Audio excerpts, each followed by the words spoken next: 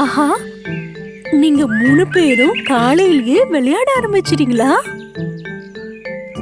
இதோ இப்ப நீங்க ஒரு பெரிய பொண்ணு பாக்குறீங்கல்ல, அவ பேரு மீனு. அப்புறம் இந்த சின்ன பொண்ணு இருக்கால, அவ பேரு பொண்ணு.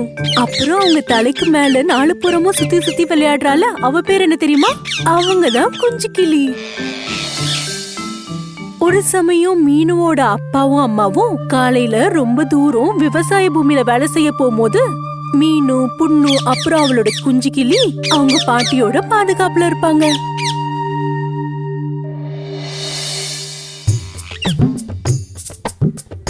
மிட்டு வா வா,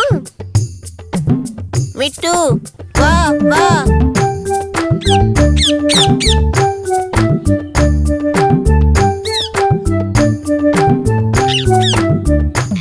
பொண்ணு மீனு, ரொம்ப நேரம் விளையாடிட்டீங்க, வாங்க இப்ப போய் சாப்பிடுவோம். இதோ நாங்க வந்துட்டோம் பாட்டி.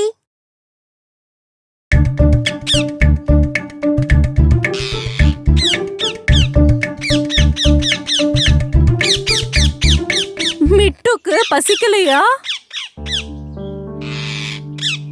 பாட்டி அது இப்போதான் நெல்லு சாப்பிட்டுச்சு.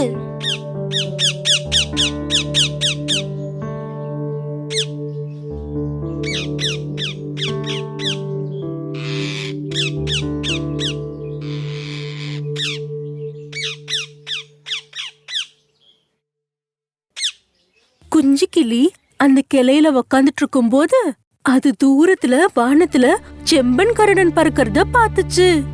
வானத்துல நாலாபுறமா பறந்துட்டு இருந்த செம்பன் கருடன் கீழே மரத்து கிளையில வந்து உட்கார்ந்ததும் அப்போ அந்த கிளி அது ரொம்ப பொறாமையோட பாத்துச்சு.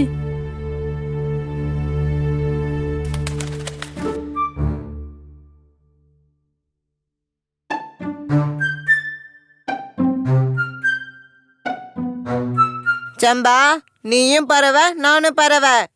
உன்னால அந்த மேகங்களுக்கு மேல பறக்க முடியும், அப்புறம் மலைக்கு மேல கூண்டையும் உன்னால கட்ட முடியும். ஆனா என்னால அவ்வளவு தூரம் மேகங்களுக்கு மேல பறக்க முடியாது. என்னுடைய செல்ல குஞ்சு கிளியே, கடவுள் எல்லாருக்கும் ஒரு திறமைய கொடுத்திருக்காரு. நாம அத கண்டுபிடிக்கணும், அவ்வளவுதான்.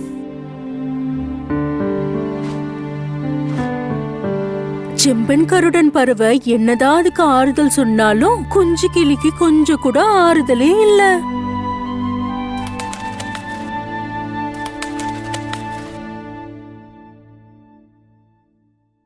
ஓ பாட்டி, பாட்டி, உங்களுக்கு என்ன ஆச்சு? ஓ, ஏதோ பிரச்சனை போல இருக்கு. பொண்ணும் மின்னும் எதுக்கு அழுதுகிட்டு இருக்காங்க? நான் உள்ள போய் என்னன்னு பார்க்கணும்.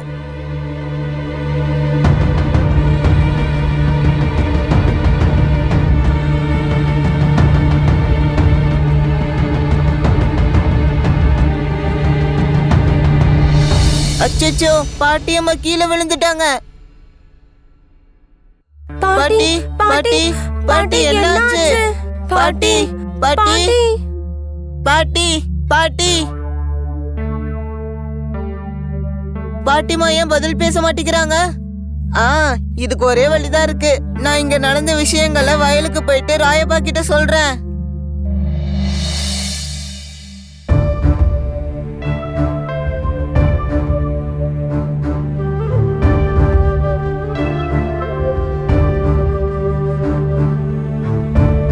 இங்க பாத்தியா, நம்மளோட கிளி நம்மள பாக்க இங்க வந்திருக்கு.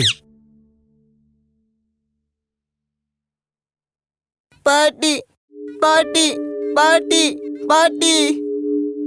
இது என்ன பாட்டி பாட்டின்னு சொல்லுது?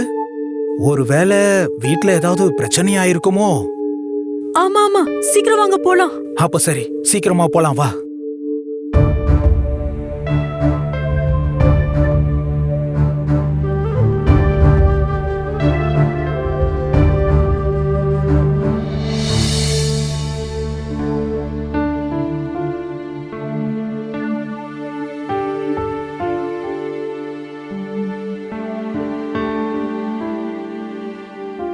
நல்லதா போச்சு, நீங்க நேரத்துக்கு வந்து எனக்கு மருந்து கொடுத்தீங்க. இல்லனா இந்நேரம் என் உயிரே போயிருக்கும். அது சரி, எனக்கு உடம்பு சரியில்லை விஷயம் உங்களுக்கு எப்படி தெரிஞ்சது? இது நம்மளோட கிளியோட புத்திசாலித்தனம். அது நாங்க வேலை செய்யற இடத்துக்கே வந்துருச்சு. வந்து பாட்டி பாட்டின்னு கத்திச்சு. அப்புறம் இதனால நம்ம குஞ்சு கிளிய எல்லாருக்கும் ரொம்ப ரொம்ப பிடிச்சு போச்சு. செம்பன் கருடன் பறவை இதெல்லாம் கேட்டதுக்கு அப்புறம் கிளிக்கிட்ட என்ன சொல்லுச்சுன்னா, கொஞ்சம் கிளியே, இததான் நான் உனக்கு சொன்னேன். மனிதர்கள், விலங்குகள், பறவைகள், கடவுள் எல்லாருக்கும் அவங்க திறமைக்கான வரம் கொடுத்திருக்காரு. நான் எல்லாத்தையும் விட உயரமா பறக்க முடியும். ஆனா உங்கள மாதிரி கிளி இனங்கள் தான் மனிதர்கள் சொல்ற விஷயங்களை அப்படியே திரும்பவும் உங்களால சொல்ல முடியும். இன்னைக்கு உன்னோட திறமையினால் தானே பாட்டி அம்மாவோட உயிரை காப்பாத்த முடிஞ்சது. நம்மளால புது புது உயரத்துக்கு போய் சேர முடியும். அதுக்கு முன்னாடி நம்மளோட திறமை என்னன்னு நாம புரிஞ்சுக்கணும். எப்ப தேவைப்படுதோ அதை நம்ம பயன்படுத்திக்கலாம். செம்பா, உனக்கு தெரியுமா நீ எவ்வளவு புத்திசாலி? இதெல்லாம் எனக்கு நீ எவ்வளவு அழகா புரிய வைக்கிற.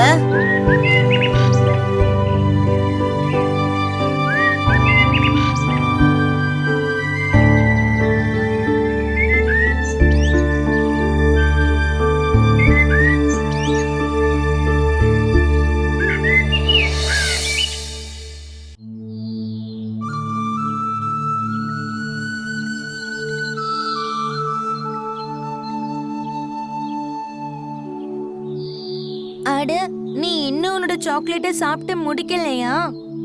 இல்ல அப்போ அண்ணா. நான் முன்னாடியே என்னோட சாக்லேட்டை சாப்பிட்டு முடிச்சிருக்க கூடாது. இங்க பாரு, நீ உன் சாக்லேட்ல பாதி எனக்கு கொடுப்பியா? இல்ல, நான் கொடுக்க மாட்டேன். நீ மட்டும் எனக்கு உன்னுடைய பாதி சாக்லேட்டை கொடுத்தன்னா நான் உனக்கு பழுத்த பலாப்பழம் பறிச்சு கொடுக்கறேன். நீங்க எனக்கு எங்க இருந்து பலாப்பழம் கொண்டு வருவீங்க? நீங்க என்கிட்ட பொய் சொல்றீங்க. பெரியவங்க எப்பவும் பொய் சொல்லக்கூடாது. நான் ஒன்னும் பொய்யெல்லாம் சொல்லவே இல்ல, நான் உண்மையை தான் சொல்றேன். இல்ல, எனக்கு நம்பிக்கையே இல்ல. சரி, அப்ப நீ என் கூட வா. அங்க பாத்தியா அந்த மரத்துல எவ்வளவு பலாப்பழங்கள் இருக்குன்னு பாரு. ஆமா அண்ணே, நிறைய பலாப்பழம் இருக்கு. வாங்கண்ணா, நம்ம போய் அதை பறிக்கலாம். கண்டிப்பா, உனக்கு எவ்வளவு வேணுமோ அவ்வளவு பறிச்சு தரேன். முதல்ல எனக்கு சாக்லேட் கொடு.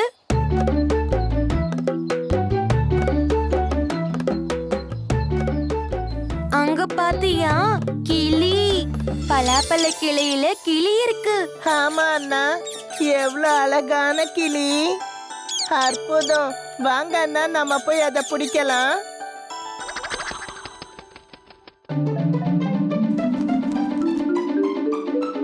அங்க பாத்தியா அந்த கிளி தென்னை மரத்துக்கு மேல போயிடுச்சு.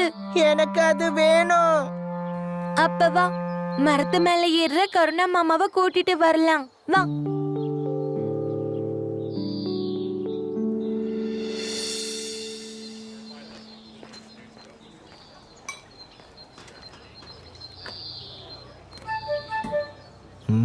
என்னாச்சு பசங்களா? உங்களால எங்களுக்காக ஒரு கிளிய பிடிச்சு கொடுக்க முடியுமா? ஒரு கிளியவா? ஓ, ஆனா எங்க இருந்து நான் உங்களுக்கு ஒரு கிளிய புடிச்சிட்டு வரணும்? அது அங்க ஒரு கிளிய பார்த்தோம். நீங்க எங்க கூட வருவீங்களா? சரி, நான் வரேன். ஆனா நம்ம எங்க போறோம்? கர்ணா அங்கிளோட கிட்டுண்ணையும் அப்புண்ணையும் பலா மரத்தை நோக்கி புறப்பட்டாங்க. அப்ப கிட்டுண்ணி காஞ்சிருந்த ஒரு தென்னை மரத்தை காட்டி கர்ணா அங்கிள் கிட்ட சொன்னா, அந்த கிளி அந்த மரத்துக்கு மேல இருக்கு.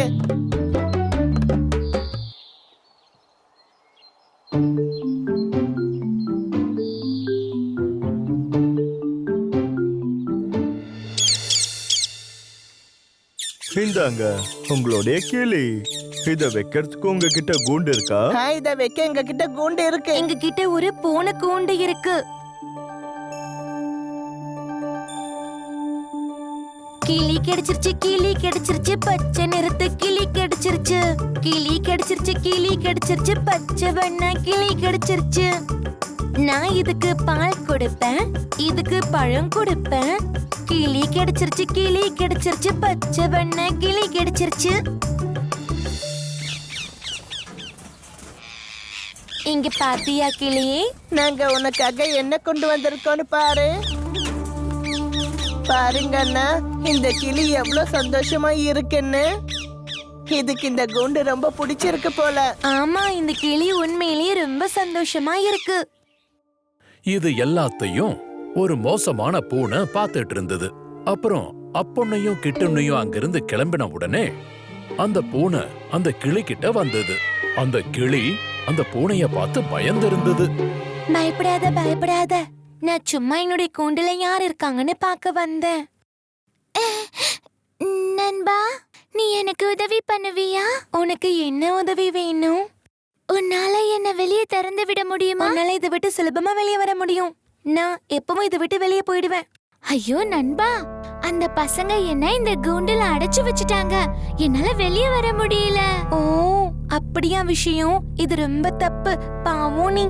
என்னால உதவ முடியாது. எனக்கு பூட்டு திறக்க தெரியாது.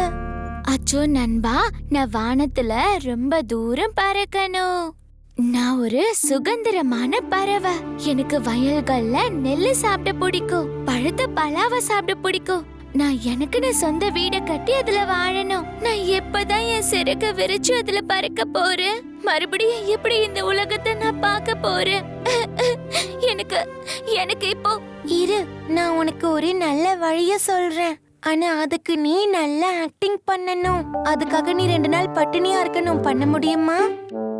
சரி, இங்க இருந்து வெளியே போக முடியும்னா நான் எதை பண்ணவும் தயாரா இருக்கேன். இப்பத்துல இருந்து நீ எதுவுமே சாப்பிடவே கூடாது, சத்தமும் போடக்கூடாது. அப்படி சொல்லிட்டு குறும்பு பூனை அங்கிருந்து போயிடுச்சு. அடுத்த நாள் காலையில அப்பொன்னையும் கிட்டுன்னையும் அங்க வந்தப்போ அந்த கிளி அங்க அமைதியா படுத்துக்கிட்டு இருந்தத அவங்க பார்த்தாங்க. அது நேத்து இரவு கொடுத்த பழத்தை கூட சாப்பிடாம இருந்தது. என்ன ஆச்சு? உனக்கு பசிக்கலையா? இல்ல நாங்க கொடுத்த உணவு உனக்கு பிடிக்கலையா? சரி, உனக்கு வேற கொடுக்கறோம். அப்போ நான் இந்த கிளி ஏன் எதுவும் சாப்பிட மாட்டேங்குது? ஆமாண்டா, இதுக்கு உடம்பு சரியில்லை போல இருக்கு.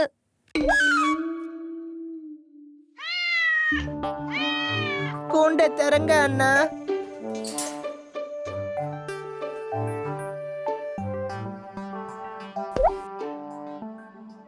அச்சச்சோ, நம்ம கிளி பறந்து போகுது.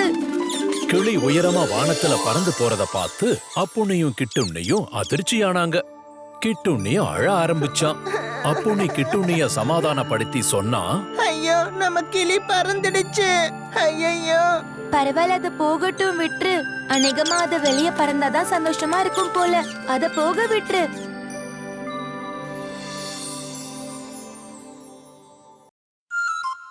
ஒரு நாள் நதியோரமா இருந்த ஒரு மாமரத்துல நண்பர்களான ஒரு பச்சைக்கிளியும் அணிலும் உட்கார்ந்து பேசிக்கிட்டு இருந்தாங்க. பச்சைக்கிளியே, நீ இன்னைக்கு நெல் நிறைஞ்ச வயக்காட்டுல நெல் தின்ன போகலையா? அங்கதான் நான் இப்ப போக போறேன் நண்பா. அங்க இருக்கிற வாழைத்தோப்புல நல்ல தேன் நிறைஞ்ச வாழை கொம்புகள் இருக்கு. அத உன்கிட்ட சொல்லிட்டு போகலாம் தான் வந்தேன். அப்படியா? அப்படின்னா இன்னைக்கு நானும் உன் கூட அந்த இடத்த பார்க்க வரேன். அப்போதான் அவங்க 2 பேரும் அந்த நிகழ்வை பார்த்தாங்க. அந்த நதியில ஒரு எறும்பு தத்தளிச்சுக்கிட்டே வந்துச்சு. தண்ணிக்குள்ள தவறி விழுந்த அந்த எறும்பு முழுகிட்டே வந்துச்சு. அதை பார்த்த பச்சைக்கிளி அங்க இருந்து பறந்து வந்து எறும்புக்கு பக்கத்துல வந்தது.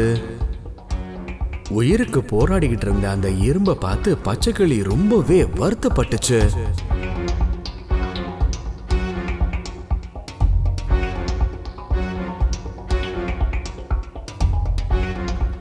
ஒரு நிமிஷம் கூட யோசிக்காத அந்த பச்சைக்கிளி மரத்து மேல போய் ஒரு இலைய பிச்சுக்கிட்டு வந்து அந்த எறும்பு பக்கத்துல தண்ணியில போட்டுச்சு. அந்த இலையில ஏறி ஒரு வழியா எறும்பு தப்பிச்சிடுச்சு.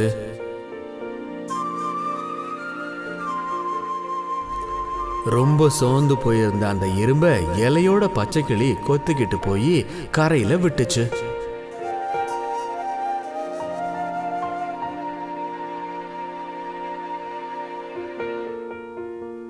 பச்சைக்கிளியே, நீ கரெக்டான சமயத்துல வந்து என்ன காப்பாத்திட்ட. நீ மட்டும் வரலன்னா நான் அந்த நதியில முழுகி செத்து போயிருப்பேன். அந்த நேரத்துல உன்னை பார்க்க முடிஞ்சது என்னோட அதிர்ஷ்டம் தான் நான் சொல்லுவேன். என்னது, உன்னோட அதிர்ஷ்டமா?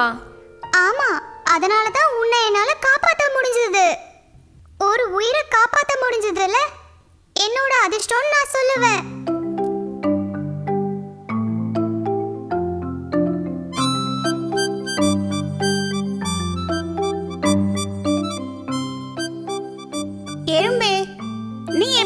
நதிக்குள்ள போய் விழுந்த? அந்த கரையோரம் இருக்க மரத்துல தேன் எடுக்கலான்னு ஏறி போயிட்டு இருந்தேன். அந்த நேரத்துல எனக்கு கால் தடிக்கிருச்சு. அப்படியே நதியில வந்து விழுந்துட்டேன். கவனம் இல்லாம மரத்துல ஏறி நடந்தா இப்படிதான் நடக்கும். என்னதான் இருந்தாலும் கரெக்டான நேரத்துல அந்த பச்சைக்கிளி மட்டும் உன்னை பார்க்கலன்னா நதியில விழுந்த நீ அப்படியே கடலுக்கு போய் சேர்ந்திருப்ப. பச்சைக்கிளியே, இந்த உதவிய நான் காலத்துக்கும் மறக்க மாட்டேன். இதுக்கு பதிலா என்னைக்காவது ஒரு நாள், கண்டிப்பா ஒரு நாள் உதவி செய்வேன். கைமாறு செய்ய போறியா? நீயா? தம்மா தொண்டு இருக்கிற சின்ன எறும்பு வானத்துல சிறகடிச்சு பறந்து வட்டமிடுற பச்சைக்கிளிக்கு நீ திரும்ப உதவி செய்ய போறியா? செம்ம காமெடி பண்ணாம கிளம்பு. இங்க பாரு அனில், இந்த மாதிரி யாரையும் இலக்காரமா பேசக்கூடாது. இங்க பாரு எறும்பு, இன்னையில இருந்து நம்ம எல்லாரும் நண்பர்களா இருக்கலாம் அப்படின்னு சொல்லிட்டு அந்த கிளி அங்கிருந்து பறந்து போச்சு. அணிலும் பக்கத்துல இருந்த மரத்துல ஏறி ஓடி போச்சு. ஒரு நாள் அந்த இடத்துக்கு ஒரு வேடன் வந்தான். வேடனுக்கு என்ன வேலை? வேட்டையாடுறது தானே. வேட்டையாடுறதுக்கு ஏதாவது கிடைக்குமான்னு தேடிக்கிட்டே வந்த வேடனுக்கு மரத்து மேல இருக்கிற பச்சைக்கிளி தென்பட்டுச்சு. உடனே என்ன பண்ணுவான்? வில்லை எடுத்து தயாரா வச்சுக்கிட்டான். அந்த வழியா உணவு எடுத்துக்கிட்டு வந்த எறும்பு வேடனை பார்த்துச்சு. விபரீதம் நடக்க போறது எறும்புக்கு புரிஞ்சிடுச்சு. அந்த வேடன் பாவம் அந்த கிளியை தான் குறி வச்சிருக்கான் போல இருக்கே. எப்படியாவது அந்த கிளியை காப்பாத்த ஒரு வழி பண்ணணும். எறும்பு அங்கிருந்து வேகமா ஓடி போய் வேடன் கால் கிட்ட போச்சு. போய் என்ன பண்ணும்? நறுக்குன்னு ஒரு கடி.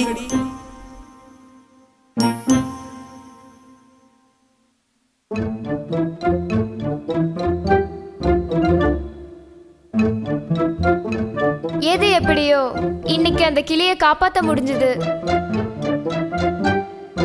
இங்க பாரு எறும்பு, தயவு செஞ்சு என்ன மன்னிச்சிடு. அன்னைக்கு நான் உன்னை ரொம்ப கேவலமா பேசிட்டேன். அதுக்கு தான் நான் உன்கிட்ட மன்னிப்பு கேக்குறேன். அதெல்லாம் பரவாயில்ல நண்பா. பூமியில ஒவ்வொரு உயிரினங்களுக்கும் அதுங்களுக்கான தனி திறமைகள் இருக்கு. அதுல சின்னது பெருசுன்னு எந்த பாரபட்சமும் கிடையாது.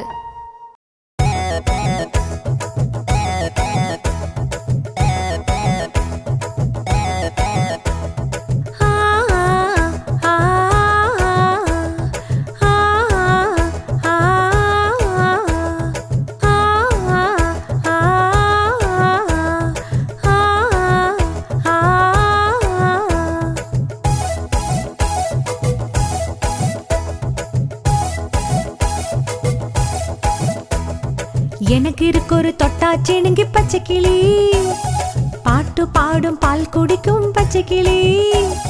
பச்சைக்கிளிக்கு ஒரு பச்சை சொக்க தச்சாங்க அம்மா, அரிசி கொத்தி தின்னுது என் பச்சைக்கிளி.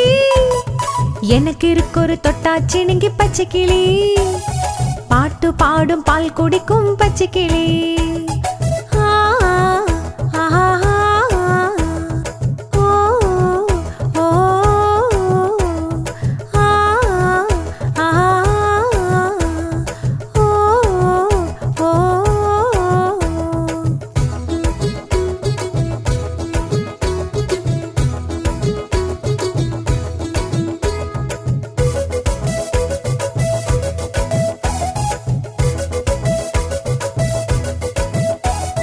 வீட்டுக்கு வரும்போது அப்பா கொண்டு வந்தாரு பச்சை கிளிக்கு சுவையான வாழைப்பழங்கள்.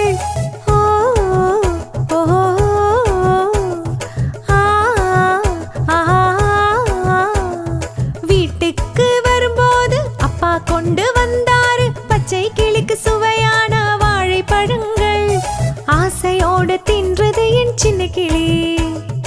எனக்கு இருக்கு ஒரு தொட்டாச்சினுங்கி பச்சைக்கிளி, பாட்டு பாடும் பால் குடிக்கும் பச்சைக்கிளி. பச்சைக்கிளிக்கு ஒரு பச்சை சொக்க தச்சாங்க அம்மா, அரிசி கொத்தி தின்னுது என் பச்சைக்கிளி. எனக்கு இருக்கு ஒரு தொட்டாச்சினுங்கி பச்சைக்கிளி, பாட்டு பாடும் பால் குடிக்கும் செல்லக்கிளி.